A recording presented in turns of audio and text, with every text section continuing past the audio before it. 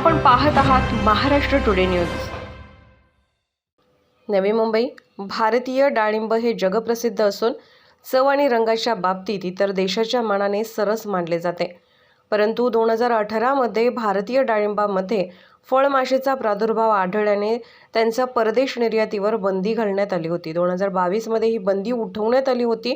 त्यामुळे आता अमेरिकेकडून घालण्यात आलेल्या नियम व अटींची पूर्तता करून यावर्षी डाळिंबांचे तब्बल 150 किलो वजनाचे 450 बॉक्स हवाई मार्गे अमेरिकेला रवाना करण्यात आले आहेत।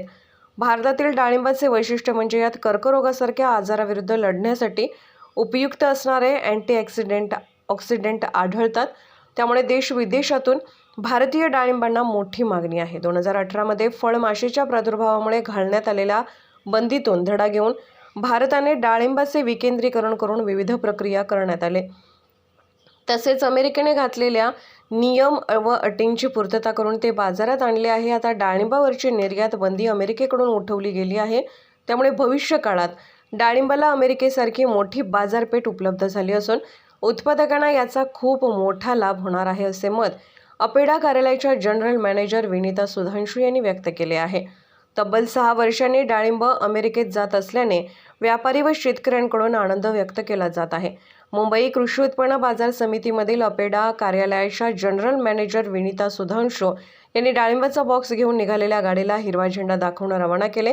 पहिल्या टप्प्यात हवाई मार्गाने डाळिंबाचे बॉक्स पाठवण्यात आले असले तरी व्यापाराच्या दृष्टीने भविष्य काळातील वाढणारी निर्यात पाहता समुद्री मार्गाच्या पर्यायाचाही विचार केला जात आहे। याचा थेट फायदा राज्यातील शेतकऱ्यांना होणार आहे। 6 वर्षांनी डाळिंबाची निर्यात पुन्हा सुरू झाल्याने मालाला चांगला भाव मिळण्याची शक्यता आहे। भविष्यात डाळिंब पिकाला मागणी वाढणार आहे, त्यामुळे व्यापार वाढेल व व्यापारी आणि शेतकऱ्यांना याचा फायदा मिळेल। महाराष्ट्र टुडे मराठीसाठी ब्युरो रिपोर्ट कासिम अली सय्यद।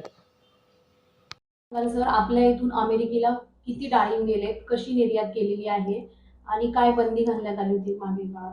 नाही, डाळिंबमध्ये बंदी नाही होती, पण डाळिंब आता सुरुवात झालेली आहे आणि ते क्वालिटी चांगली आहे, लोकांनी एक्सेप्ट केलेली आहे। 4 किलोचा एक बॉक्स असते आणि इरिडेशन फॅसिलिटीमध्ये इरिडेशन करायला लागते आपल्याला।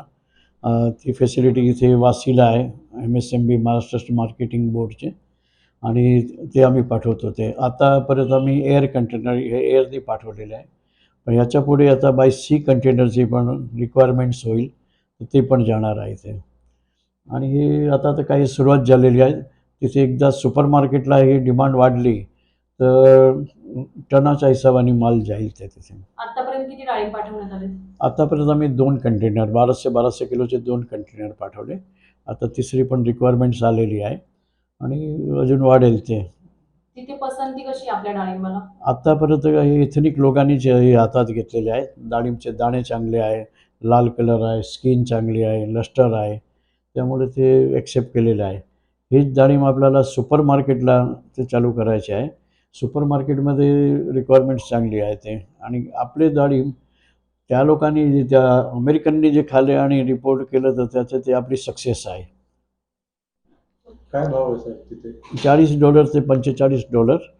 आणि आमचा तर एकच उद्देश आहे की आपली प्रोडक्ट चांगल्या भावाने विक्री व्हायला पाहिजे आणि शेतकरीला चांगले रेट मिळायला पाहिजे। येणाऱ्या काळात फायदा होईल का शेतकऱ्यांना, व्यापाऱ्यांना याचा? 101% शेतकरींना याच्यात आता रेट चांगलीच मिळते।